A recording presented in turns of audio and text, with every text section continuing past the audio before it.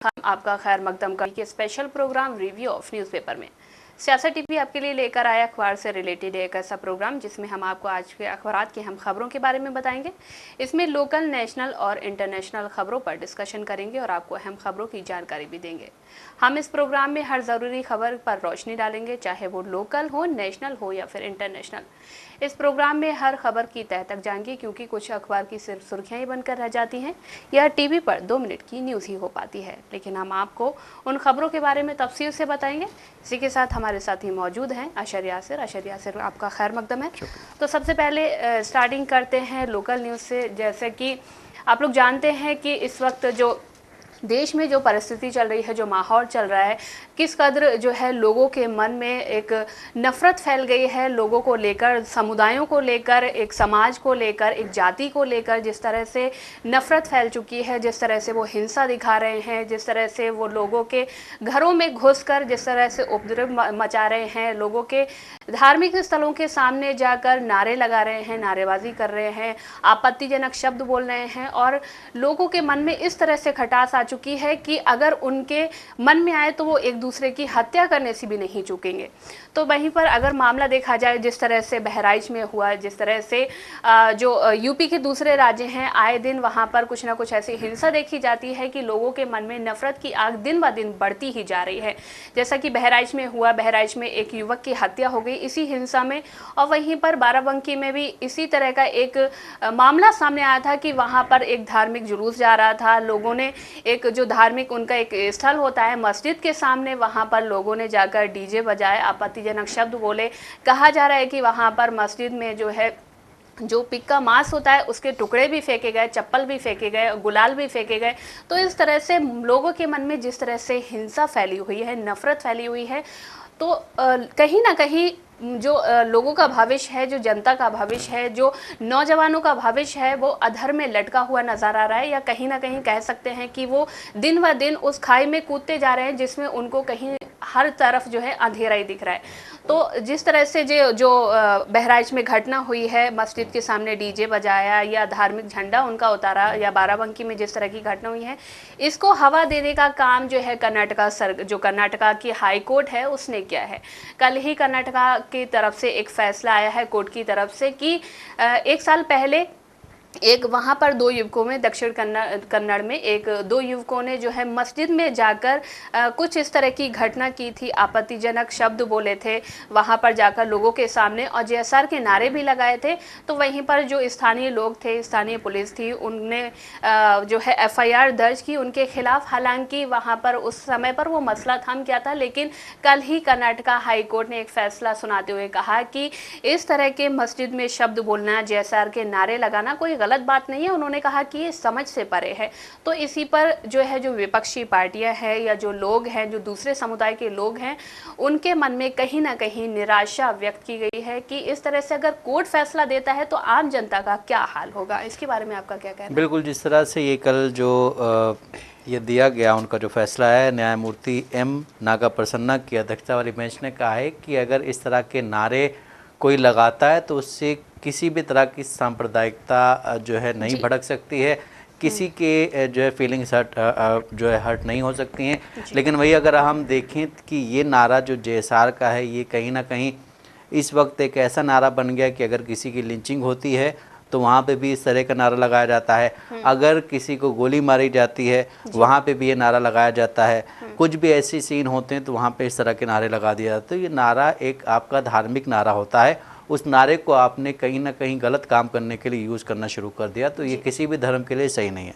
और दूसरी बात ये, जिस तरह से उन्होंने बोला है कि ये सही नहीं है, तो कल काफ़ी लोगों ने उस पर ट्वीट भी किया था कि अगर कोई वहाँ जा कर के अल्लाह अकबर बोलते तो उसका क्या मामला होगा, उसके साथ क्या होगा, ये नहीं कोई कह सकता है अभी। और वहीं इस वक्त जिस तरह से देश के हालात हैं, अभी यूपी के बहराइच में जो चीज़ चल रही हैं वो कहीं ना कहीं इसी से रिलेटेड हैं। यूपी के बहराइच में एक दंगा हुआ, उस दंगे में एक इंसान मर गया और कई लोग वहाँ पे घायल हुए हैं। वहीं उसके बाद पुलिस जो है उस वक्त ये बताया जा रहा है कि जब ये चीज़ें शुरू हुई थी उस वक्त जो है पुलिस वहाँ पे मूकदर्शक बनी रही थी, उन्होंने इसको ख़त्म करने की कोशिश नहीं की थी। हालांकि वो जो अभी रिपोर्ट्स आ रही इसमें कहा जा रहा है कि जब भी ऐसा कोई भी वो होता था, मतलब कोई भी जुलूस निकलता था, तो वहाँ पे पुलिस पहले से बैठी होती थी, पीएससी वहाँ बुलाई जाती थी और पीएससी बैठी रहती थी। इस बार पीएससी कम बुलाई गई, लेकिन जो वहाँ की पुलिस थी वो एक मूक दर्शक बनी। शायद उसका रीज़न ये भी हो सकता है, जो कि अपोजिशन की तरफ से कहा जा रहा है कि वहाँ पे जो है अभी जो है यूपी में उपचुनाव होने वाले हैं, हो सकता है इसी की वजह से ये चीज़ें की गई हों। लेकिन वहीं अगर देखा जाए तो वहाँ पे कई दुकानें जला दी गई हैं और कई जो हैं क्या बोलते हैं हॉस्पिटल्स को जला दिया गया है और यहाँ तक कि शोरूम्स को भी जला दिया गया है। वहीं बीजेपी के एक लीडर हैं, उनका नाम है जो उनका नाम है त्रिपाठी, शलभ मणि त्रिपाठी।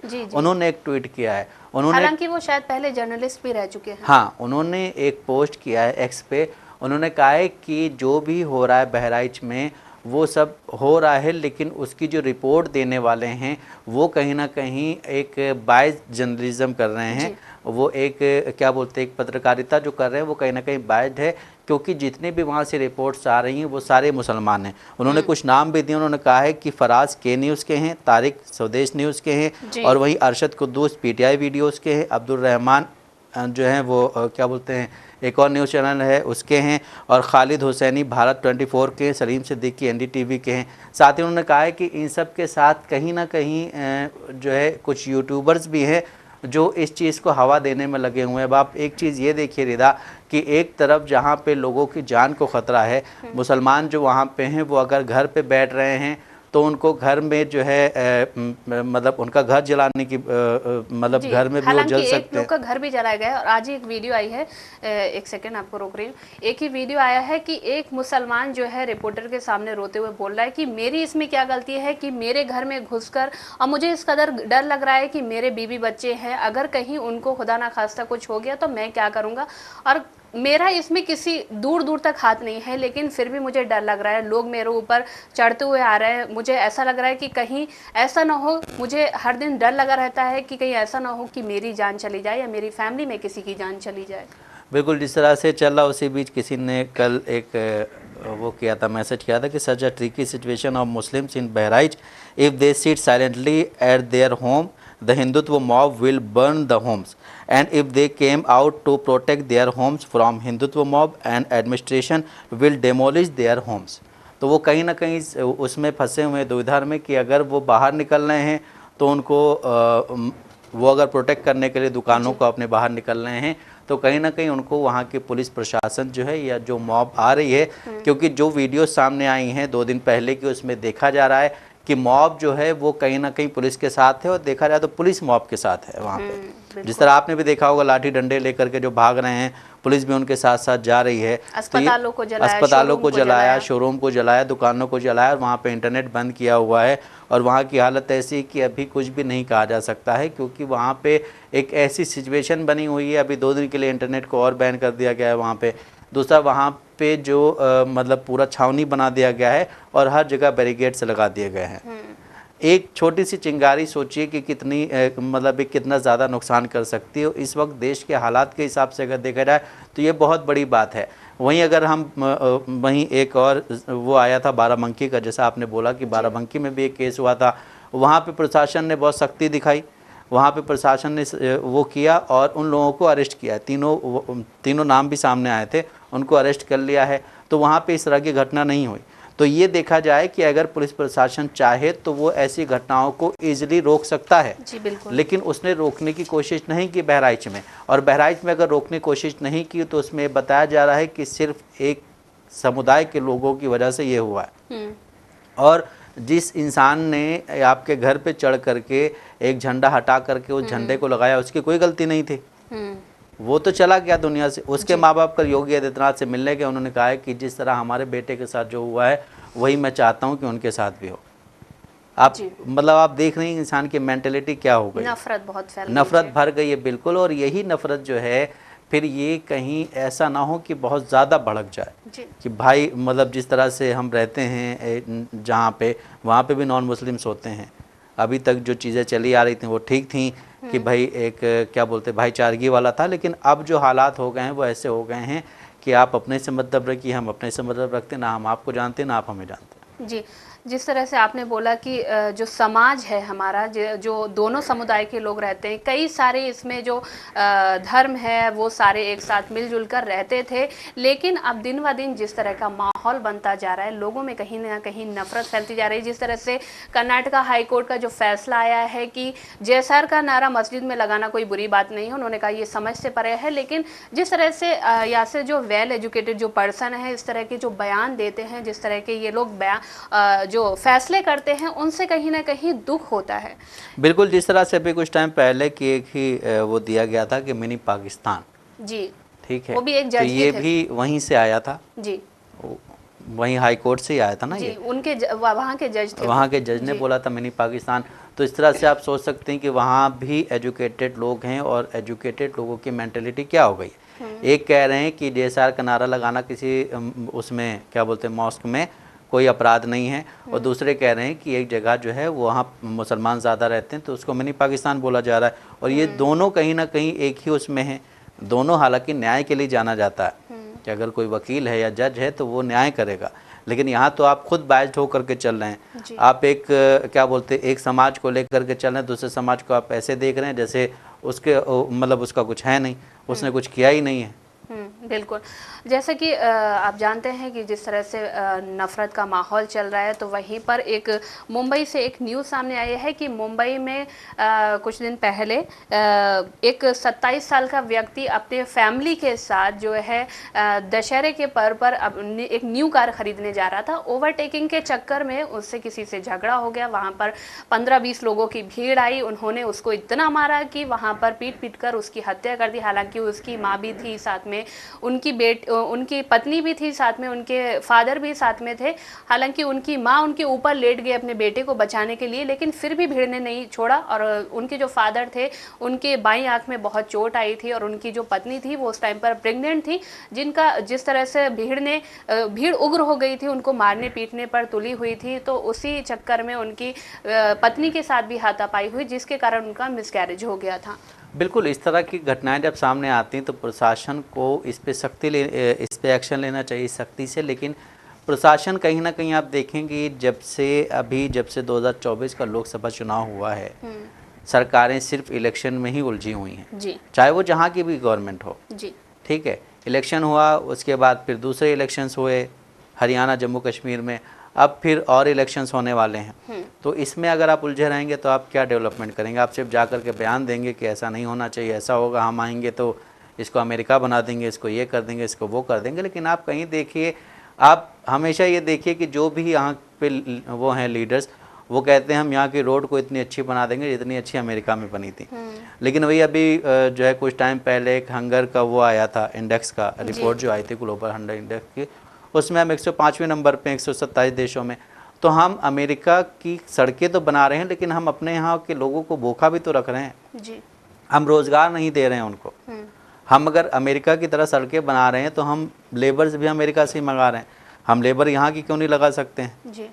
हम वहाँ से लेबर, एक तो इतनी मशीनरी हो गई है कि अब उन लोगों का काम ही ख़त्म हो गया जो पहले आते थे फावड़ा लेकर के काम करने के लिए, वो चीज़ें ख़त्म हो गई हैं। लेकिन आपको हिंदुस्तान की आवाम जो है या हिंदुस्तान के जो मतलब जो ऐसे लोग हैं जो मजदूरी करते हैं, उनको भी सोचना पड़ेगा कि आप इनको रोज़गार दीजिए। आप जितना रोज़गार बढ़ाएंगे उतनी ये चीज़ें कम होंगी जो चीज़ें इस वक्त देश में हो रही हैं।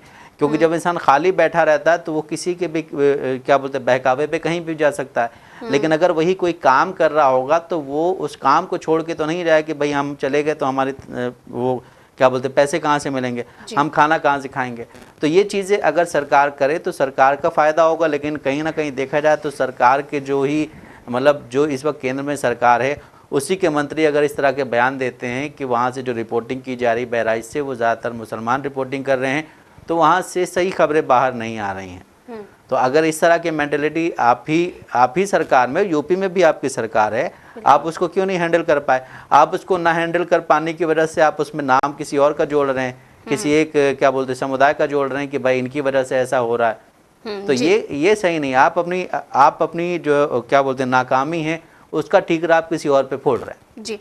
तो आपने जिस तरह से यूपी की बात की, जो यूपी के सीएम हैं योगी आदित्यनाथ, वो हमेशा कानून व्यवस्था को लेकर बहुत ही बात करते रहते हैं, बोलते हैं कि कानून व्यवस्था यूपी में बहुत ही ज़्यादा अच्छी है, जो भी आरोपी होगा उसको सख्त दंड दिया जाएगा। लेकिन अगर देखा जाए यूपी में ज़्यादातर घटना यूपी में ही होती हैं, चाहे वो रेप की घटना हो, चाहे वो लिंचिंग की घटना हो, चाहे मारपीट की घटना हो या बुलडोज़र की घटना हो, सबसे ज़्यादा बुलडोज़र वहीं पर चला जाते हैं। हालांकि शुरुआत उन्होंने ही की थी, लेकिन कल एक खबर सामने आई है कि दुर्गा विसर्जन के दौरान एक बच्ची 7 साल की बच्ची देखने गई थी विसर्जन को, वहां पर उसको किडनैप कर लिया गया कुछ लोगों के द्वारा और वहां पर उसकी रेप करके हत्या कर दी गई। बिल्कुल, अब यूपी में ही ये हुआ है और यूपी के योगी आदित्यनाथ कहते हैं हर चौराहे पे आपको जो है यमराज मिलेगा।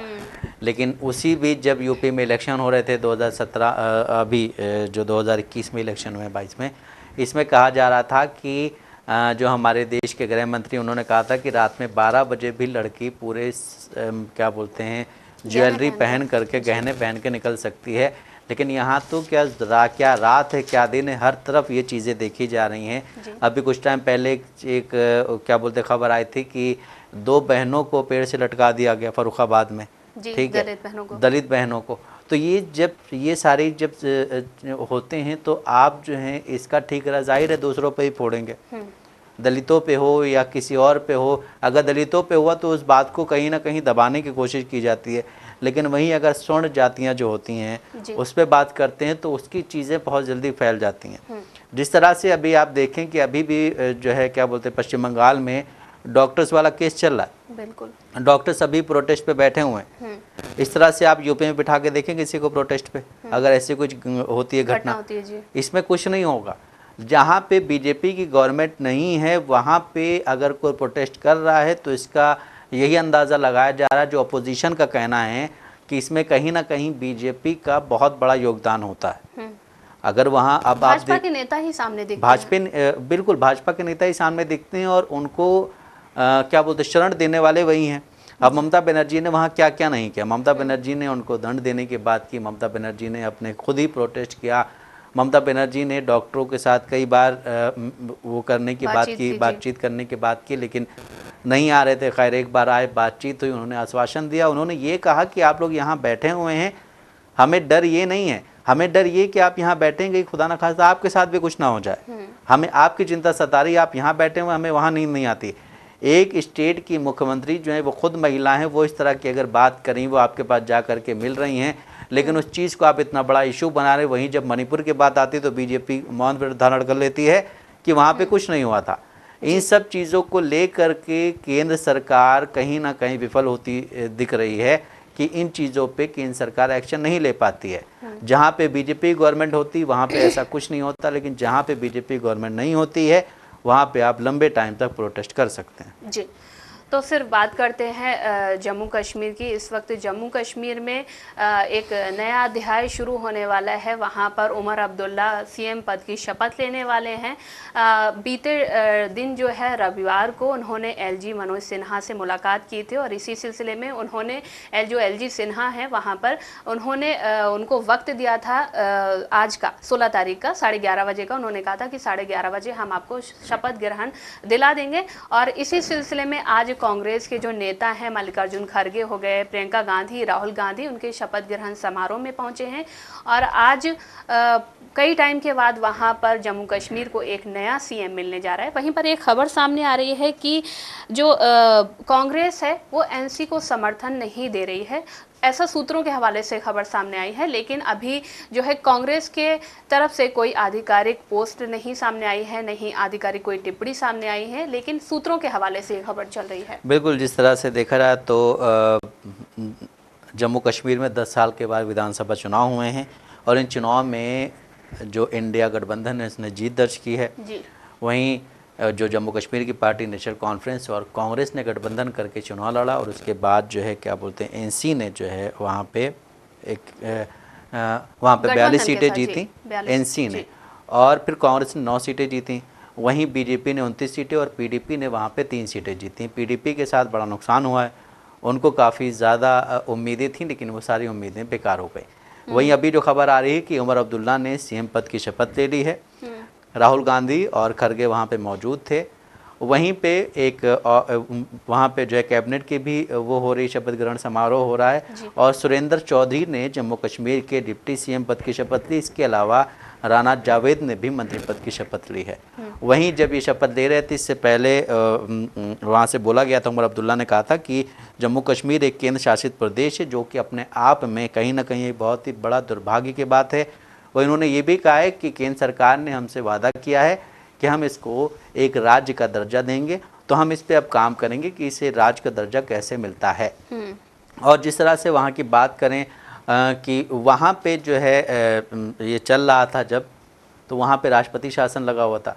राष्ट्रपति शासन हटा, उसके बाद फिर एलजी मनोज सिन्हा ने उनको फारूक अब्दुल्ला ने मनोज सिन्हा को लेटर भेजा। लेटर भेजने के बाद फिर मनोज सिन्हा ने वापस लेटर भेजा और आज की डेट अनाउंस की थी, 11:30 बजे का टाइम अनाउंस किया था। तो आज उनकी शपथ हो गई है। लेकिन वही अगर बात करें हरियाणा की, तो हरियाणा में अभी तक शपथ ग्रहण समारोह नहीं हुआ है। हरियाणा में आज केंद्रीय गृह मंत्री जो हैं उनको वहाँ पे ऑब्जर्वर बनाया गया है। वो आज वहाँ के नेताओं से मिलेंगे और उसमें से फिर वहाँ का लीडर चुना जाएगा।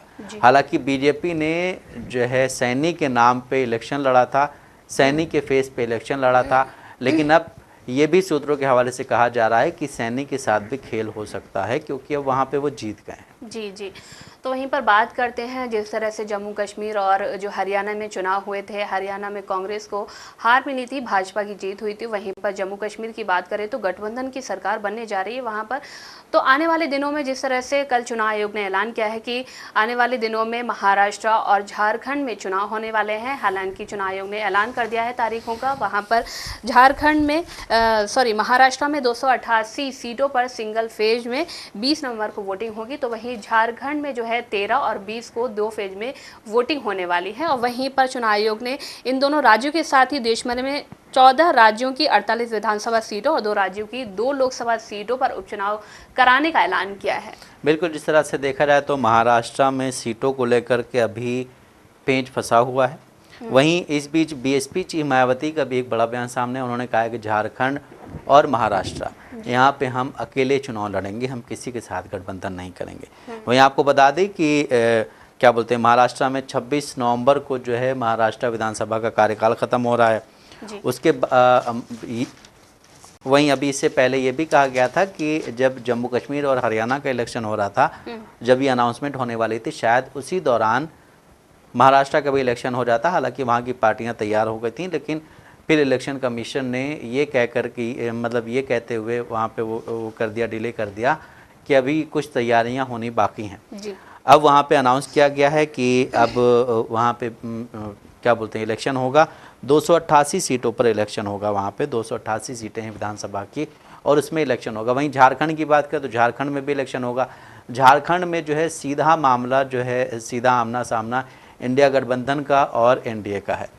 झारखंड में जो झारखंड वो है जो वहाँ के मुख्यमंत्री हेमंत सोरेन, वो जो हैं वो अभी कुछ दिन के लिए ईडी ने उन्हें अरेस्ट कर लिया था। उसके बाद चंपाई सोरेन को मुख्यमंत्री बनाया गया। बाद में जब वो वापस आए तो उन्होंने मुख्यमंत्री पद की शपथ ली। फिर चंपाई सोरेन चले गए बीजेपी में, लेकिन उसके बाद वो नज़र नहीं आया। वहीं देखा जाए तो जब हेमंत सोरेन जो हैं जब जेल में गए थे, उस दौरान उनकी जो धर्मपत्नी है कल्पना सोरेन, वो काफ़ी एक्टिव नज़र आई थी। हालांकि उन्होंने काफ़ी बयान दिए और काफ़ी जो अब अगर हम वहाँ के लोगों की बात करें तो वहाँ के लोगों से ये सामने बात आ रही है कि कल्पना सोरेन कहीं ना कहीं एक बहुत ही स्ट्रॉन्ग लेडी टाइप सामने आई थी उस दौरान जब उनके पति जेल में थे। अब वो ये जो इलेक्शन होने वाला है, इसमें भी झारखंड गवर्नमेंट की तरफ से बोला गया है कि यहाँ के जो बीजेपी लीडर्स हैं उनको ये पता चल गया था कि इलेक्शन अनाउंस होने वाला है। ये क्या हुआ कि एक दिन पहले उनको कैसे पता चलेगा कि कल इलेक्शन अनाउंस होगा। वहीं अगर बात करें महुआ उनकी जो राज्यसभा सांसद है महुआ मांझी, उन्होंने कहा है कि जब हमारा कार्यकाल 5 जनवरी को ख़त्म हो रहा है तो इतनी पहले इलेक्शन क्यों हो रहा है।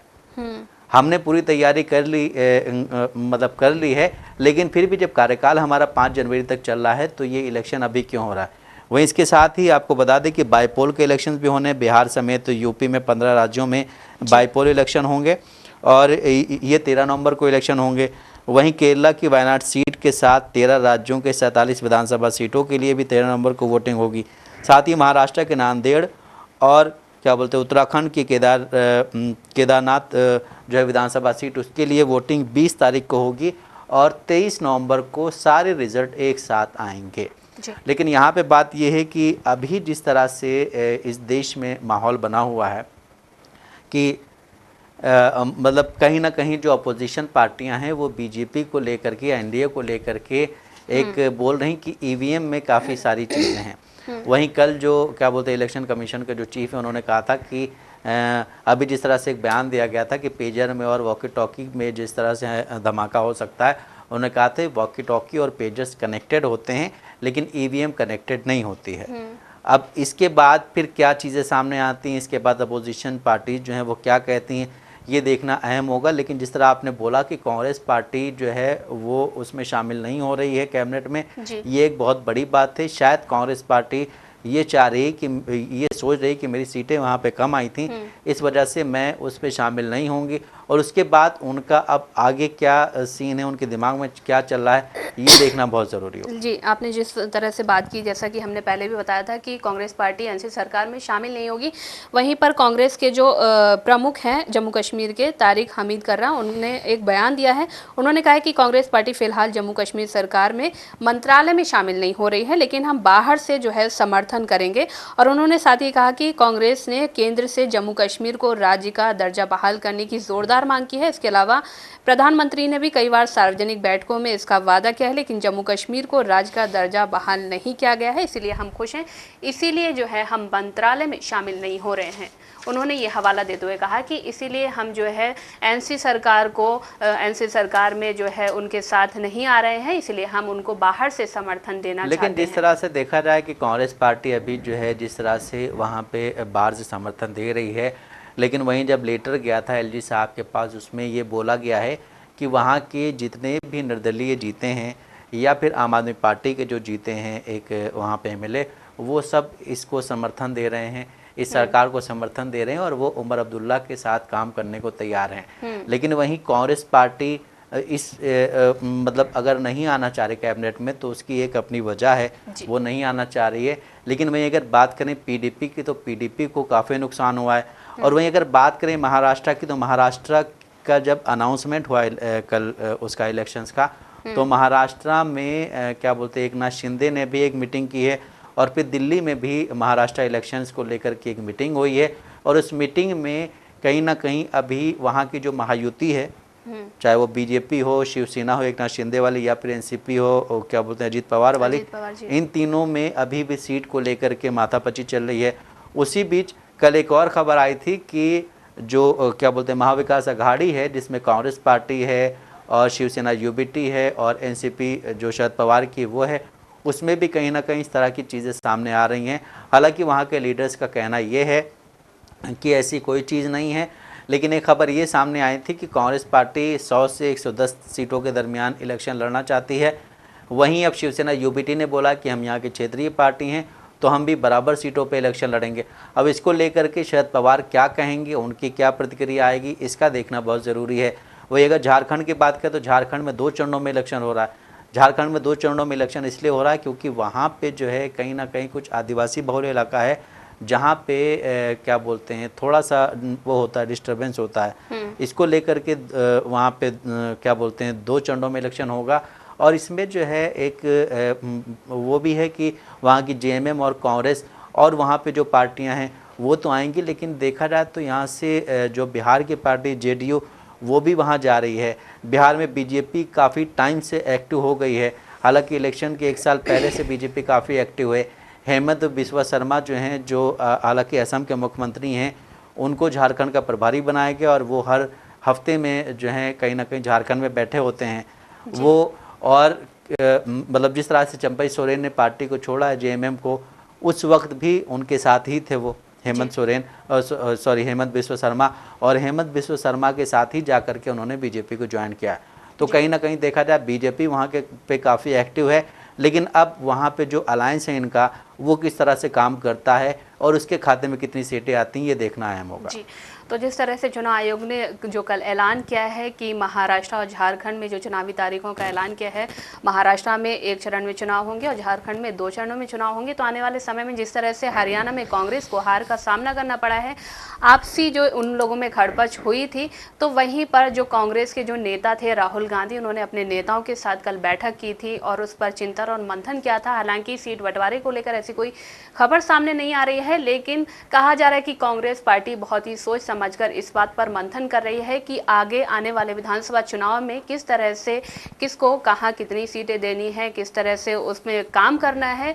इस तरह से कांग्रेस पार्टी बहुत ही एक्टिव नजर आ रही है उस चीज़ को लेकर। और कहा वही बात करें हरियाणा की, तो हरियाणा में इस वक्त भी जो कांग्रेस पार्टी है उसमें खड़पट चल रही है। कहा जा रहा है कुमारी शैलजा और भूपेंद्र सिंह हुड्डा के बीच अभी भी तंज चल रहे हैं, एक दूसरे पर जो है आरोप लगा रहे हैं। तो वहीं आने वाले विधानसभा चुनाव में राहुल गांधी किस तरह से अपनी पार्टी को संभालेंगे, वो देखना बहुत ही दिलचस्प होगा। तो जैसा कि नाज़रीन आपने देखा कि हमने आपको न्यूज़पेपर के जरिए अहम खबरों से रूबरू कराया है।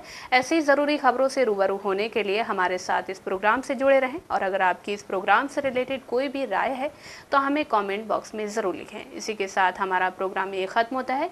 मुझे और मेरे साथी अशर यासिर को दें इजाज़त। अल्लाह हाफिज़।